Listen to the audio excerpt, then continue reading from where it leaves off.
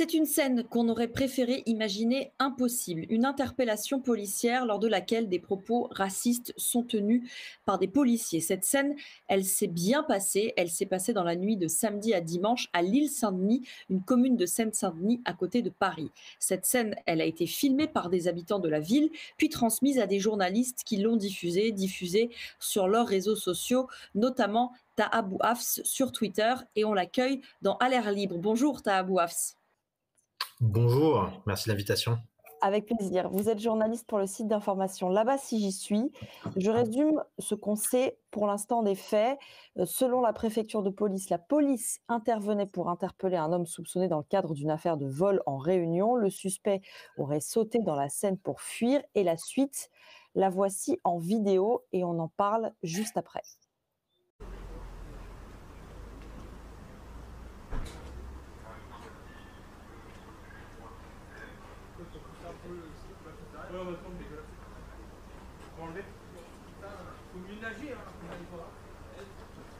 C'est pas nager, le picot comme ça, nage pas. Ça va être cool. T'aurais dû accrocher un boulet au pied. Gauche. Ouais, mais je veux bien ouvrir. Avec qui c'est ouvert. Ah, mais c'est pas ouvert.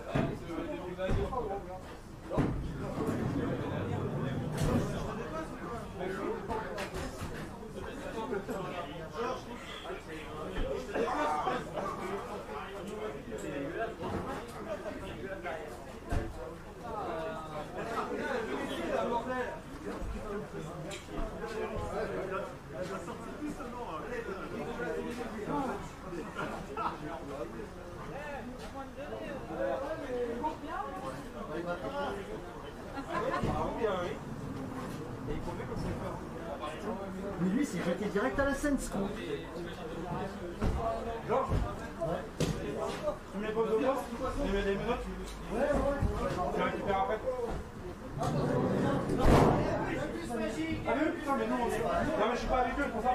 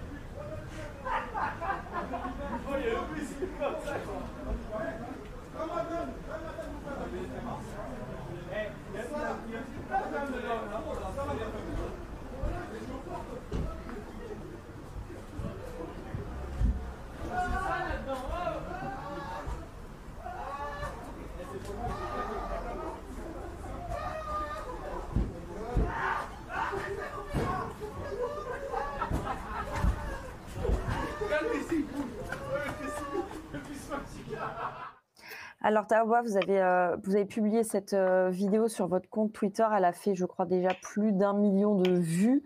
Elle est extrêmement choquante. Est-ce que vous pouvez nous raconter comment vous l'avez récupérée? Alors c'est très simple, ça part d'un appel à témoins fait au début du confinement, quelques jours après le début du confinement, où on a assisté avec un certain nombre de confrères et de consoeurs qui bossent sur ces questions justement des violences policières à une multiplication de celles-ci, notamment dans les quartiers populaires. Et on a lancé donc cet appel à témoins, on était plusieurs à le faire. Nous, je l'ai fait notamment sur mon Twitter. En demandant aux gens s'ils étaient témoins donc de violences, d'insultes, de coups, de nous envoyer leurs témoignages. Et donc j'ai reçu hier dans la nuit ce témoignage donc de 2 jeunes qui habitent à l'Île-Saint-Denis et qui m'ont expliqué avoir assisté à une scène terrifiante, donc à cette scène qu'on vient de voir. Donc on a reçu cette vidéo, on a rapidement authentifié la scène et ce qui s'est passé. Et donc, on l'a diffusé le lendemain, après avoir pris leur témoignage. Donc, c'est deux jeunes qui habitent l'île Saint-Denis, qui ont eu le réflexe donc de prendre cette vidéo, qui avaient sur eux, sur eux un micro et une caméra, qui ont filmé depuis leur chambre. Et donc, voilà, cette scène, ces images qui sont malheureusement très très courantes, parce qu'on voit aujourd'hui ces images-là. Il y a toutes ces scènes qui ne sont pas filmées.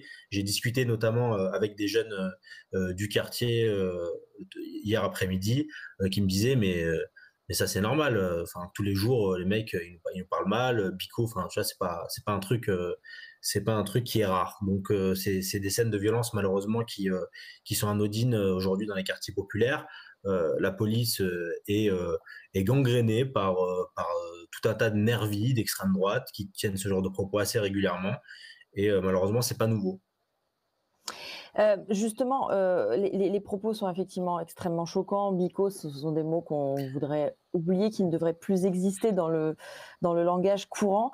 Les 2 témoins que vous avez interrogés, qui ont filmé la scène, ils étaient dans quel état quand vous les avez rencontrés? Moi, le Léo, donc on l'a appelé comme ça, parce qu'ils veulent protéger leur identité, parce qu'ils sont conscients aussi du fait qu'ils peuvent avoir des représailles. Aujourd'hui, on a peur juste de témoigner de situations comme celle-là. Moi, Léo m'a dit qu'il n'a pas dormi de la nuit, qu'il était tétanisé, qu'il assistait, voilà, à cette scène, qu'il était derrière un muret avec son micro et sa caméra, et, il avait peur de bouger. Il m'a dit, je voulais faire quelque chose, mais qu'est-ce que je pouvais faire? Et il avait, enfin voilà, avec des policiers qui étaient pour certains cagoulés, plusieurs voitures de police.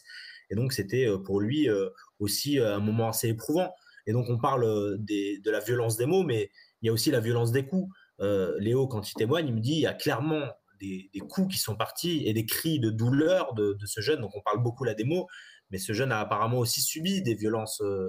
Et donc, moi, ce que je trouve assez grave, d'une part, c'est que on ne parle pas de cette violence, on ne parle pas de ces coups, on parle des paroles qui sont très graves, certes, mais il y a aussi un homme qui est dans une fourgonnette et on entend clairement qu'il y a des coups qui sont donnés. Et l'IGPN, donc la police des polices, a été saisie et doit mener l'enquête comme sur d'autres cas, de nombreux cas. On attend avec une immense impatience les résultats de cette enquête. Vous dites que vous avez donc passé un appel à témoins au début du confinement, parce que c'est un sujet sur lequel vous travaillez tout le temps, les violences policières, et donc vous avez passé cet appel à témoins. Vous avez eu beaucoup de retours? Énormément. On a énormément de retours, de vidéos, malheureusement, qu'on ne peut pas toutes vérifier, entre guillemets. Il y a énormément de vidéos qu'on ne peut malheureusement pas recouper, avec parfois pas forcément de contexte, donc on les garde de côté jusqu'à ce qu'on puisse le faire. Mais ce qui est clair, c'est que depuis le début du confinement, il y a eu des cas de violence avérés, de violence policière dans plus d'une trentaine de villes. On est en train d'effectuer le recensement. Il y a notamment Siam Asbag qui le fait aussi. Il y a eu plusieurs décès, et notamment le cas de Mohamed à Béziers, qui est mort lors de son interpellation pour non-respect du confinement. Et ça dénote beaucoup avec le 2 poids 2 mesures. On a vu ces images hier d'un bal organisé dans le 18e gentrifié. C'est pour ça qu'il y a une colère aussi aujourd'hui, qu'il y a des jeunes qui sortent dans la rue et qui, oui, parfois jettent des feux d'artifice sur les policiers. C'est une accumulation de plusieurs années d'injustice et aussi de ce sentiment d'impunité. On attend toujours les résultats des enquêtes IGPN pour les violences policières. Donc c'est énormément de cas, depuis des années. C'est une multiplication pendant le confinement. Peut-être parce qu'il y a moins de gens dans les rues. En tout cas, voilà, il y a énormément de cas. Vous trouvez que pendant le confinement, il y a un zèle supplémentaire d'un côté, et de le combiner à une impossibilité de jouer un rôle de vigie correctement de la part des citoyens Oui, c'est ça, c'est qu'il y a moins de gens dans les rues, donc peut-être que des policiers se sentent un peu plus à l'aise avec le fait de violenter des citoyens. Maintenant, il y a aussi, je pense, une tension qui est sociale, qui est pour tout le monde. Les gens sont plus tendus, notamment dans les quartiers. Il y a un taux de mortalité qui est beaucoup plus élevé, notamment en Seine-Saint-Denis. Des gens qui vivent dans la promiscuité, qui vivent déjà une précarité, qui s'ajoute à la précarité avec cette crise sanitaire. Donc il y a tout un tas de facteurs qui font que c'est de plus en plus tendu et qui expliquent aussi cette explosion de colère depuis ces derniers jours, notamment avec l'affaire de Villeneuve-la-Garenne. Merci Taha Bouaf, vous allez suivre ça et peut-être nous en reparler à l'occasion dans À l'air libre. Bon courage pour la